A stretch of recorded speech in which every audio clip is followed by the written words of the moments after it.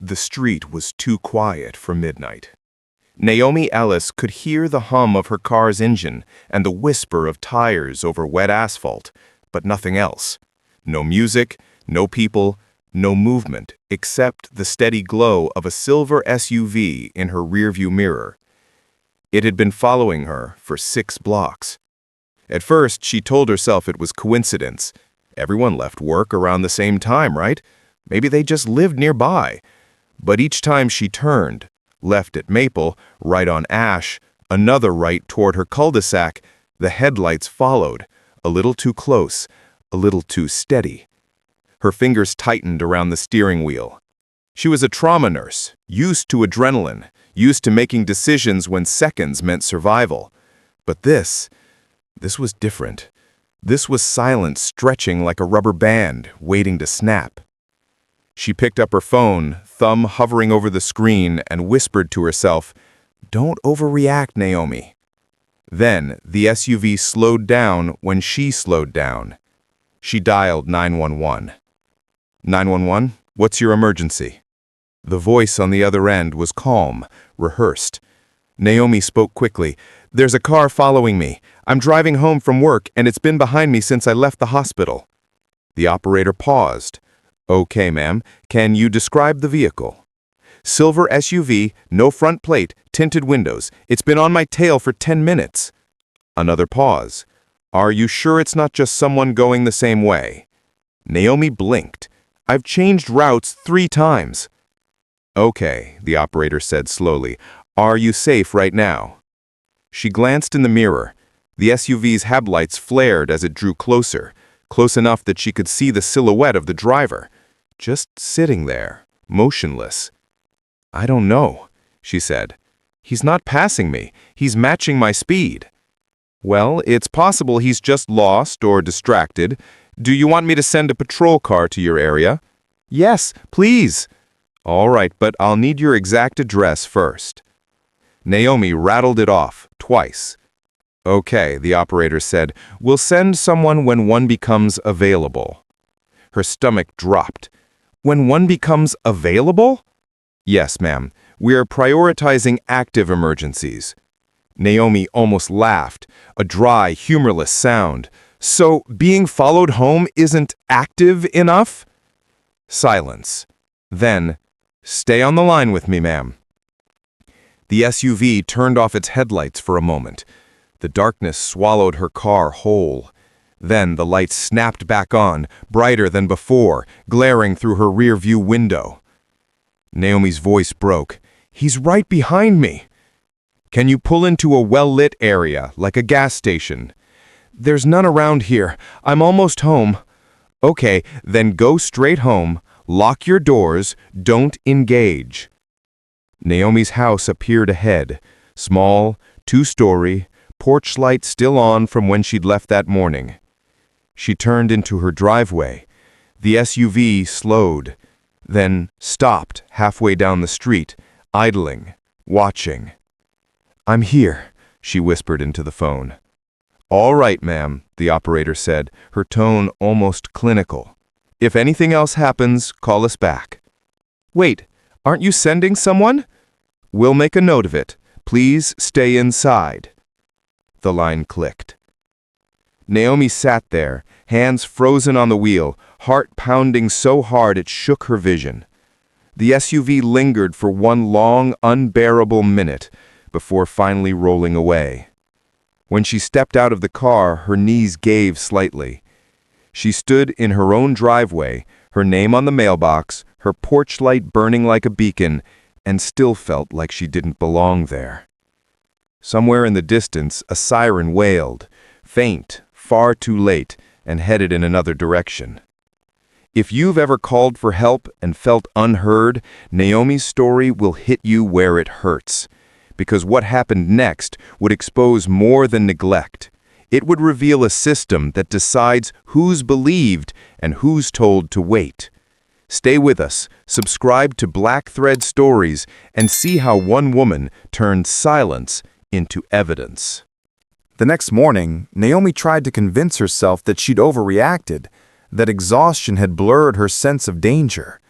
but the smell of coffee didn't steady her hands, and the sight of her car through the kitchen window made her chest tighten again. The porch light was still on, her mailbox glimmered with dew. Everything looked normal. Too normal.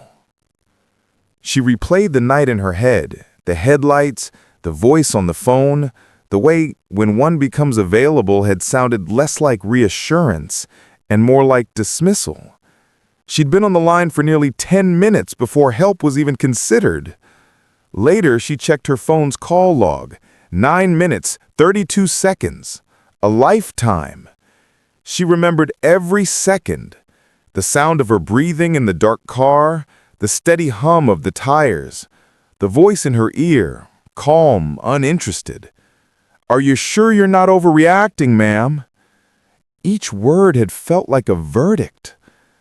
She'd spent her entire career being the person on the other end of emergencies, answering calls, acting fast, believing people. Now she realized how terrifying it was to be the one waiting, explaining, hoping someone believed you back. At work that morning, Naomi moved like a ghost through the fluorescent halls of the ER. A colleague, Marcus, noticed her silence. "You good?" he asked, sliding her a cup of coffee. She hesitated, then told him the story, the headlights, the voice on the phone. The way "when one becomes available" had sounded less like reassurance and more like dismissal. Marcus frowned. "They didn't send anyone right away?" "They said there weren't available units." He shook his head slowly. "For this zip code? That's not true. There's a precinct less than 2 miles away." Naomi stared at him. "So they could have come?" He met her eyes. "They should have." The words landed like a slow punch. When she clocked out that evening, she felt it again, that low hum of dread in her stomach. She glanced over her shoulder in the parking lot, scanning every car. Nothing. No SUV. Still, she drove home faster than usual, eyes flicking to the mirror every few seconds. At the last turn before her street, she stopped at a red light. And then, like a bad dream repeating itself, she saw it. Same shape, same color, a silver SUV easing up behind her. Her breath caught. Not again. Her fingers hovered over her phone, but she didn't want to call. Not again. She imagined the same voice. "Are you sure?" The same delay, the same silence. The light turned green. Naomi turned right instead of left, taking the long way home. The SUV didn't follow this time, but her heartbeat didn't slow until she parked and locked the door behind her. She sat down at the kitchen table, opened her laptop and searched "Response Time Bias 911." Articles filled the screen, headlines she'd never noticed before. Study finds slower police response in minority neighborhoods. Racial disparities persist in emergency dispatch protocols. She scrolled, reading until her eyes blurred. When her phone buzzed with a text from an unknown number, her pulse jumped. "Ma'am, this is Officer Jordan with the precinct. I'm following up on your call from last night. Everything okay now?" Naomi stared at the message. Follow-up, 12 hours later. She typed back, "He's gone, but no thanks to your response time," then deleted it. Instead, she set her phone down and whispered to the empty kitchen. "It shouldn't take danger to make me worth rushing to." Outside, the same siren she'd heard last night wailed again, louder this time, closer. She didn't look up from her coffee. 2 days later, Naomi was still replaying that sound, the thin, metallic click that came right before the dispatcher hung up. It echoed in her head louder than the tires, louder than the siren that had arrived too late to matter. She hadn't slept much. Every small sound outside, a car door slamming, a dog barking, jolted her awake. So when the doorbell rang that morning, she almost didn't answer. But through the window, she saw flashing lights. 2 squad cars. Her stomach tightened. She opened the door, still in scrubs. "Yes?" The taller officer stepped forward, his hand resting casually near his belt. "We're following up on your 911 call." Naomi nodded, stepping aside. The younger officer looked around the living room, scanning the framed photos on the walls. Naomi in her hospital uniform, Naomi with her sister, Naomi smiling in front of the house she'd bought last year. The older one pulled out a notepad. "So, you said you were followed home by a silver SUV?" "Yes, 2 nights ago." "Did you recognize the driver?" "No." "Have you had any problems with neighbors, exes, co-workers?" Naomi's voice sharpened. "No. Why?" He scribbled something down. "Just ruling out possibilities." "Did you check the street cameras?" He glanced up. "We'll look into it." Something about his tone made her uneasy. Too light, too practiced, like this was already being boxed up as not serious. When she asked how long the footage would be stored, he hesitated. "Most of it overwrites in 48 hours. Her heart sank. "It's been 48 hours. He nodded. "Right, so it might be gone by now." Naomi stared at him. "You mean there's no record?" "Afraid not, ma'am." She looked at the second officer. Younger, quieter. He wouldn't meet her eyes. "Okay," she said finally. "So what happens now?" The first one snapped his notebook closed. "We'll file a report." "That's it?" "That's standard procedure." She crossed her arms. "I'm the one who called for help, and I had to wait 2 days for this visit. Can you at least tell me why?" He shrugged. "High volume of calls lately." Naomi took a breath, holding it until her ribs hurt. "Right, because this neighborhood is such a hotbed for crime." The officer frowned slightly, that tight-lipped look people give when they think you're being difficult. "Do you live here, ma'am?" The question hit her like a slap. She blinked. "Excuse me?" He motioned vaguely toward the door. "Just confirming residency. We like to make sure." "You have my address. My name is on the call log, on the mortgage, on the mailbox. What exactly do you need to make sure of?" The younger officer finally looked up and looked away again. Outside, a neighbor was watching from across the street. Curtain half drawn. Naomi could feel the heat rise in her face. "I live here," she said, voice steady now. "And I called because I didn't feel safe, not because I wanted company." Neither officer answered. The older one cleared his throat. "We'll follow up if we get any leads." They walked out without another word. The sound of their boots on her porch felt louder than the siren had that night. When the door shut, Naomi leaned against it, her hand shaking. Her house, the one she'd worked 12 years to afford, suddenly didn't feel like safety. It felt like paperwork. She looked through the window again. The patrol car lingered at the curb. For a second, she thought they might come back, say something human. But then they drove away. And for the second time that week, Naomi realized she'd been questioned more than protected. The report arrived 2 days later. A single page, half typed, half templated. Incident type: suspicious vehicle. Response: officer dispatched, area checked, negative contact. Status: closed unless further incidents occur. That last line stung the most. Closed unless further incidents occur. It meant nothing happened, not because it didn't, but because they couldn't be bothered to look for proof. Naomi sat at her kitchen table, the paper crumpled in her hand. She'd seen similar phrasing before in hospital charts. Patient stable. It often meant, we're done for now, even if they're not. She stared at the words until they blurred, then opened her laptop and started writing her own report. 911 call, Friday 11:52 p.m. Operator asked if I was sure I was being followed. Dispatch delayed, 9 minutes 30 seconds. Officers arrived, next morning. Asked if I lived here. She saved it under a folder titled, "If It Happens Again." That afternoon, she called the precinct. A woman answered. Crisp voice. Customer service polite. "Records department? How can I help you?"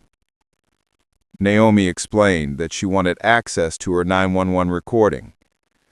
The woman paused. "That would require a formal request. Processing time is about 30 business days." 30? "Yes, ma'am. Standard procedure." Naomi bit back the laugh rising in her throat. "Standard procedure seems to take its time when it comes to me." "Excuse me?" "Nothing." And she hung up. At the hospital that night, Naomi worked the triage desk. A young man came in after a car crash, pale, shaking, whispering, "They took too long." She held his hand, reassuring him, "You're safe now. You did the right thing calling." The words caught in her throat like ash. When her shift ended at dawn, Marcus was waiting by the vending machine, sipping burnt coffee. "You look like you've seen a ghost," he said. "I'm starting to think I did," she replied. He frowned. "You still haven't heard anything back?" "Just paperwork. They said they'll follow up if it happens again." Marcus shook his head. "Naomi, you should talk to someone higher up. Make noise." She laughed softly. "You know what happens when we make noise, right?" He didn't answer. He didn't need to. That weekend, Naomi went for a walk to clear her head. She'd barely gone 2 blocks when she passed her neighbor, Mr. Landers, white, mid-60s, dog leash in hand. "Morning," he said. "Heard the police were at your place the other day. Everything okay?" "Someone followed me home," she said. "I called 911. His eyebrows lifted, but not in concern. "Oh, well, maybe it was a delivery guy. Happens all the time around here." Naomi's voice cooled. "Delivery guys don't turn off their headlights when you stop." He chuckled awkwardly. "Well, still, this neighborhood's safe. I've been here 20 years. Never needed to call anyone." "Of course you haven't," Naomi thought. "You're the reason it's considered safe." When she got home, she opened her notebook again and wrote, "Pattern. Noted. Maybe it's nothing. Are you sure? This neighborhood's safe." 3 versions of the same sentence, all saying, "It's your perception, not our problem." That night, she received an email from the police department's automated system. "Thank you for your feedback. Your case is closed. We value your input and hope your experience met expectations." She read it twice. Met expectations. Her fingers hovered over the keyboard. Then she began to type a reply, not polite this time, not careful. Subject: My expectations? I expected help. I expected someone to believe me. Instead, I got a timer. 9 minutes, 32 seconds of waiting for permission to be afraid. She hit send before she could talk herself out of it. When she shut the laptop, her reflection stared back from the dark screen, exhausted, angry, and for the first time, ready to fight. By Monday morning, Naomi's inbox was full of responses, not from the police, but from people. Her post about the delayed 911 call had started small, just a vent on her personal page, a photo of the report, and a single caption: "I called for help. They asked if I lived here." By sunrise, it had been shared nearly 5,000 times.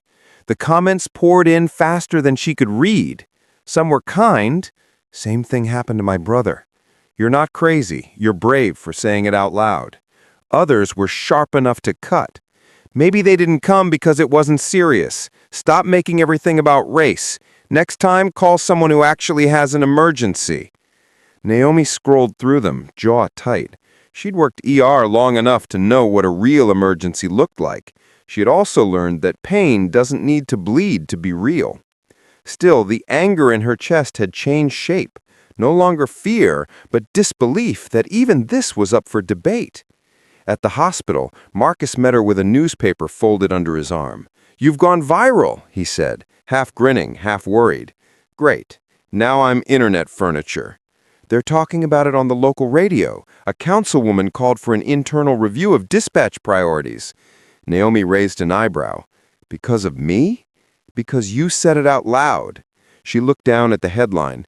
911 response raises questions of bias. The photo underneath was a blurry screenshot of her post, cropped around her words and her name. Her stomach flipped. "I didn't think it'd go that far." Marcus shrugged. "Truth usually does." That afternoon, a reporter from the Richmond Herald called. Her name was Cara Mendes, voice quick and careful. "I read your post. I'm writing a piece about response disparity. You'd be surprised how many similar stories I've found." Naomi rubbed her temple. "I'm not surprised anymore." "Would you be willing to talk on record?" She hesitated. "I work in emergency medicine. I can't afford to look like I'm attacking the system." "You're not," Cara said gently. "You're describing it." The words lingered. "Okay," Naomi said at last, "but I don't want to be a symbol, just a person who got tired of waiting." Cara smiled through the phone.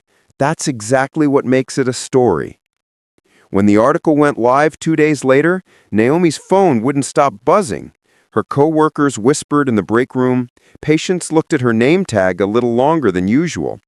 The story headline read, "She called 911, they asked if she lived here. A black nurse's late-night call exposes unequal urgency in emergency response." Underneath was a quote she didn't realize Cara had recorded. "I work in trauma care. We're taught to treat every second as sacred, but that night, mine didn't count." The story spread fast. National outlets picked it up, podcasts dissected it, hashtags appeared, hashtag 9 minutes too long, and hashtag who gets help. Then came the police department's statement. "We regret any distress caused to Miss Ellis, but found no evidence of misconduct. Our team followed protocol." She read it out loud to Marcus during their night shift. "Followed protocol," she said bitterly. "That's their favorite prayer." He sighed. "You expected an apology?" "No," she said. "I expected something human." That night, Naomi came home to find a note slipped under her door. It was written in looping cursive on floral stationery. "Miss Ellis, some of us in the neighborhood are uncomfortable with the media attention. This is a quiet community. Please don't bring unnecessary tension. A concerned neighbor." Naomi stared at the words, then crumpled the paper slowly. "Quiet community," she whispered, "as long as our silence keeping it that way." She walked to her desk, opened her notebook, and added a new entry under pattern noted. "Silence equals peace, but only for the ones who aren't afraid." She didn't know yet that by the end of the week, that silence would break itself, not from her voice, but from a sound recorded deep inside the dispatch center. The sound of someone laughing on the other end of her 911 call. The file arrived in her inbox at 2:17 a.m., an anonymous email with no subject line and one attachment. Call_911_audio.mp3. Naomi stared at it for a long time, her finger hovering over the mouse. The message contained only 4 words. "You should hear this." Her heart pounded as she clicked play. The first few seconds were familiar, her own voice, trembling but steady. "There's a car following me." Then the dispatcher's response, calm, measured, too casual. "Are you sure, ma'am?" Naomi remembered this part. She could still hear her own desperation rising as she described the SUV, the tinted windows, the way it mirrored every turn. But then came a sound she hadn't heard that night, a faint laugh, low, muffled, just off mic. "Maybe she's just scared," another voice said, chuckling. "You know how they get in that new neighborhood." Naomi froze. The first operator replied in that same bored tone.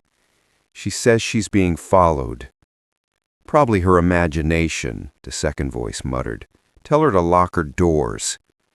Naomi felt something inside her unravel, slowly, quietly, like thread pulled from a wound. She hit pause.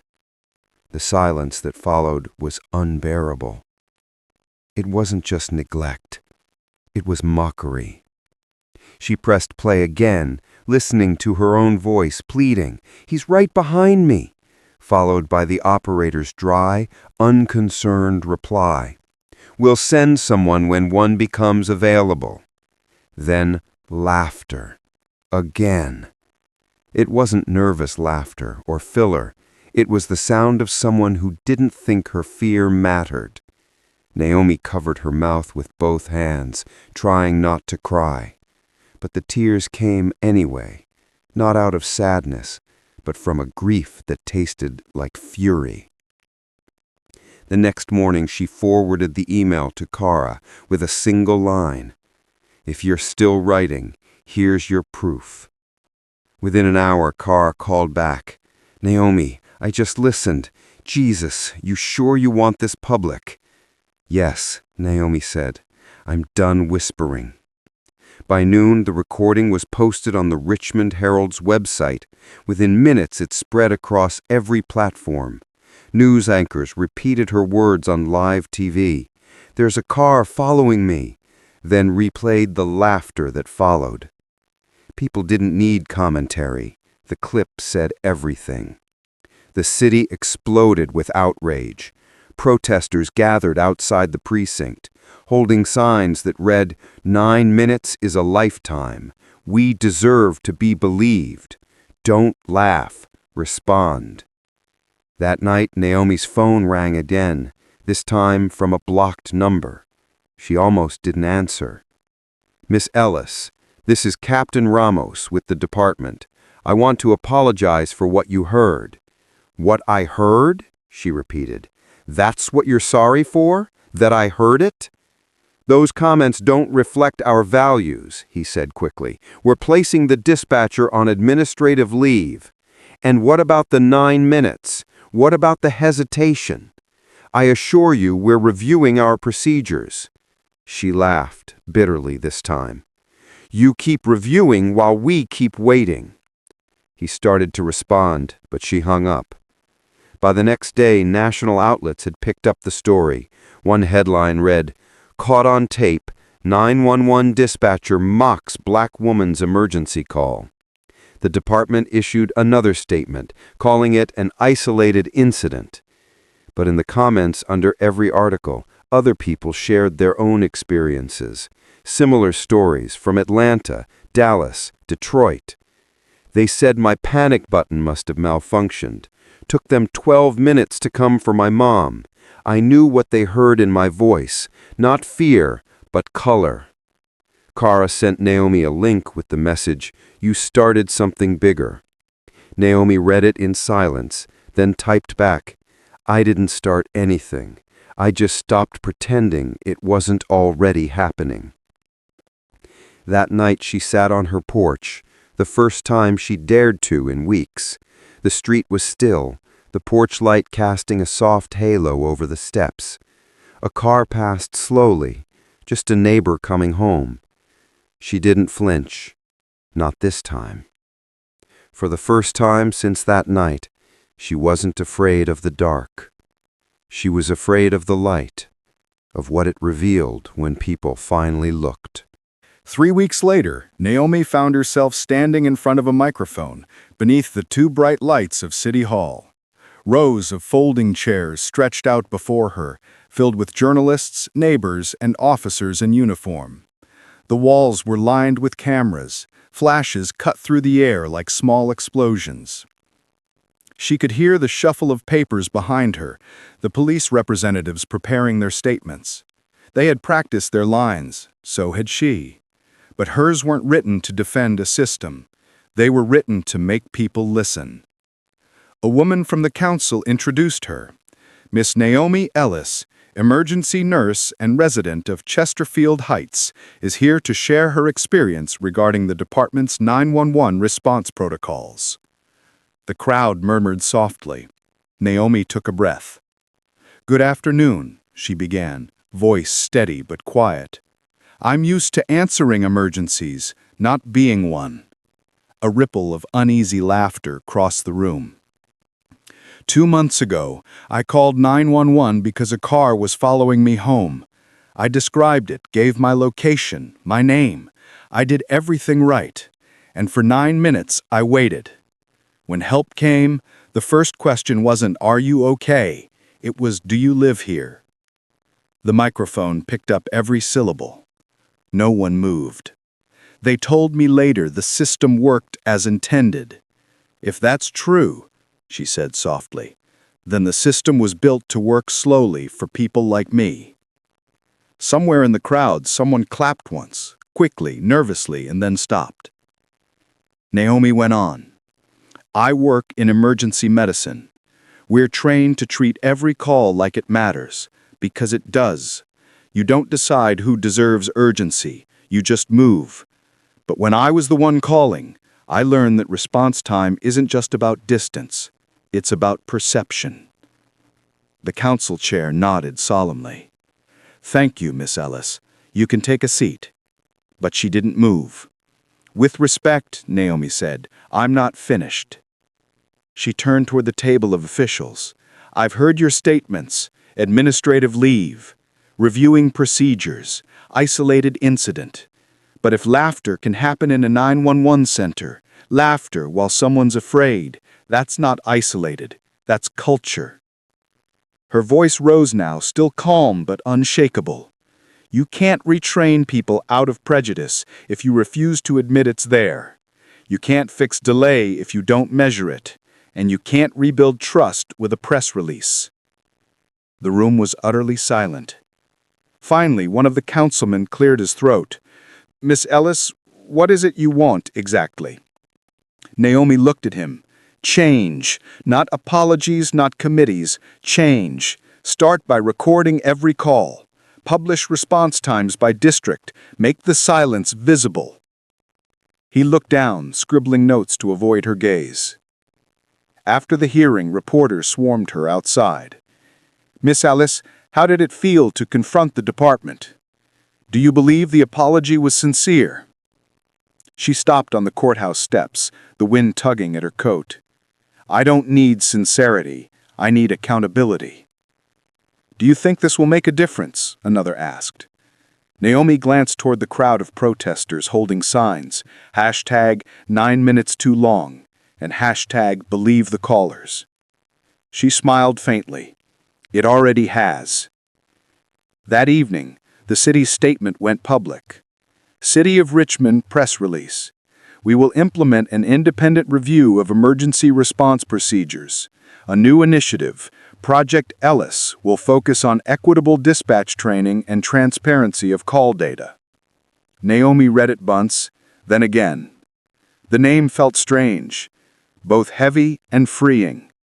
Her phone buzzed. Marcus texted, "They named it after you. You made them move." She typed back, "I made them listen. Movement is up to them." Later that night, Kara called. She said, "They're talking about making this statewide. Naomi, you realize what this means?" Naomi looked out her window. The same quiet street, the same porch light. But now when she glanced at the dark corners, she didn't feel watched, only awake. "It means," she said, "next time someone calls, they won't have to explain why they're afraid." When she hung up, she noticed her old notepad still on the table. Under "Pattern Noted," she added one final line. "Sometimes the problem isn't who answers, it's who's listening." Then she closed it and turned off the light. The street outside stayed still, not silent anymore, but waiting. It had been 6 months since that night. 6 months since Naomi sat in her car, whispering to a stranger who didn't believe her. Now, when her phone rang in the middle of the night, it wasn't fear that rushed through her. It was instinct. She was back in the ER, halfway through a 12-hour shift, when the dispatch line buzzed through the intercom. Unit 14, female caller, possible intruder, caller panicking, address confirmed. Naomi grabbed her coat. Who's on that call? Her charge nurse looked up. No available units yet. They're triaging. The words hit her like a flashback. No available units. She stepped into the radio room, where a new dispatcher, a young man she'd never met, was speaking into his headset. Yes, ma'am. Stay on the line. We're sending someone now. His tone was firm, respectful, urgent. No laughter, no doubt, just focus. Naomi exhaled slowly. That's what it should sound like. Later that morning, she drove home as the sun was rising, the city just beginning to stir. She stopped at a red light on the same road where it had all begun. The houses were bathed in gold, the air still, the silence heavy but not hostile. When the light turned green, she turned toward her neighborhood. A police car was parked near the corner, its engine idling quietly. The officer inside gave a small nod as she passed. No questions, no clipboard, just a nod. For a moment, she let herself feel what she hadn't in months, peace without suspicion. At home, her mailbox overflowed with envelopes, letters from strangers, students, nurses, dispatchers. She sat on the porch and opened a few. You don't know me, but I'm training to be a 911 operator. Your story's part of our ethics class now. My mom said she stopped calling 911 years ago because she thought they wouldn't come. I showed her your video. She said she'd try again. You made us hear it, Miss Ellis. Thank you. Naomi folded each one carefully, setting them in a neat stack beside her coffee cup. When her phone rang again, the number was unfamiliar, area code from out of state. She answered. Miss Ellis? The voice was soft, trembling. I just wanted to say, I made a call last night. They came right away. I don't know if it's because of you, but thank you. Naomi smiled. You don't need to thank me. You called. That's what matters. After the call ended, she sat quietly, listening to the hum of morning. The irony wasn't lost on her. She had once begged for help into a phone that didn't answer fast enough. Now her story had traveled through 1,000 others, through screens, through headlines, through dispatch rooms where people finally understood what delay can cost. She stood, stretched, and looked at the street one last time before heading inside. For the first time in a long time, she didn't double-check the locks. In her kitchen, her old notebook still sat on the counter. She flipped to the first page where she'd written, "If it happens again." She smiled faintly and crossed out the line. Then she turned to the last page and wrote instead, "It didn't happen again. It changed." She placed her pen down, watching the ink dry. Outside, the distant sound of sirens echoed, sharp, fast, purposeful. It didn't make her flinch anymore. It made her proud. That night, Naomi walked into her next shift and answered her first call of the evening. 911, what's your emergency? She said, calm and clear. A woman's frightened voice came through the line. Someone's outside my door, please. Naomi didn't hesitate. Help is on the way, she said firmly. Stay on the line with me.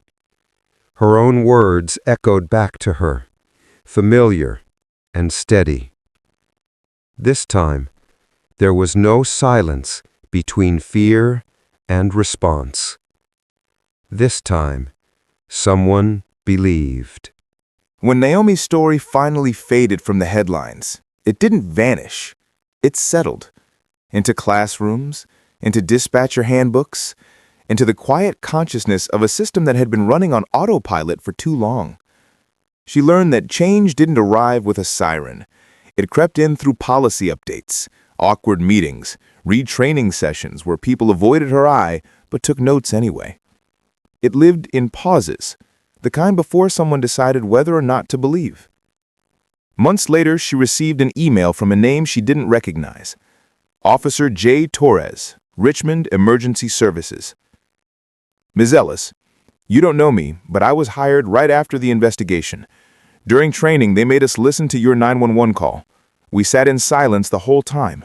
No one laughed. No one looked away. I wanted you to know that part. Naomi read the message twice, her hand resting over her chest. That was all she'd ever wanted, for them not to look away. She forwarded the email to Kara, who responded with a single line. Maybe this is what accountability sounds like. One evening, Naomi walked through her neighborhood just as the sun dipped low, washing the houses in amber. Children rode bikes in the street. Porch lights flicked on one by one. The same street that had once terrified her now felt different. The air hadn't changed. She had. At the corner, a young black woman was unloading groceries from her car. When she saw Naomi, she smiled shyly. "You're the nurse from the story, right?" Naomi hesitated, then nodded. The woman's voice softened. "Thank you. I live alone too. I feel safer now." Naomi smiled back, small but genuine. "So do I." That night, as she prepared for another shift, she pinned her ID badge to her scrubs. Naomi Ellis, RN. The same badge she'd shown that officer months ago, the same one that once served as proof she belonged somewhere. Now it wasn't proof. It was purpose. Before leaving, she glanced at the wall beside her door. The paint was still scuffed from the night she'd leaned there, trembling, waiting for help. She'd never covered it up. It was a reminder, not of fear, but of endurance. She whispered, almost to herself, "It took too long, but it came." Naomi drove through the quiet streets toward the hospital, her headlights cutting through the mist. At a stoplight, she noticed a patrol car floating beside her. The officer inside rolled his window and gave her a brief nod of recognition. For the first time, she nodded back. As the light turned green, both cars moved forward. Different paths, same direction. And for once, that felt like progress. Stories like Naomi's aren't rare. They're reminders of how silence keeps injustice alive. If you believe every voice deserves to be heard, share our story. Comment your thoughts, subscribe to Black Thread Stories, and help make sure that the next call for help doesn't take so long to be answered.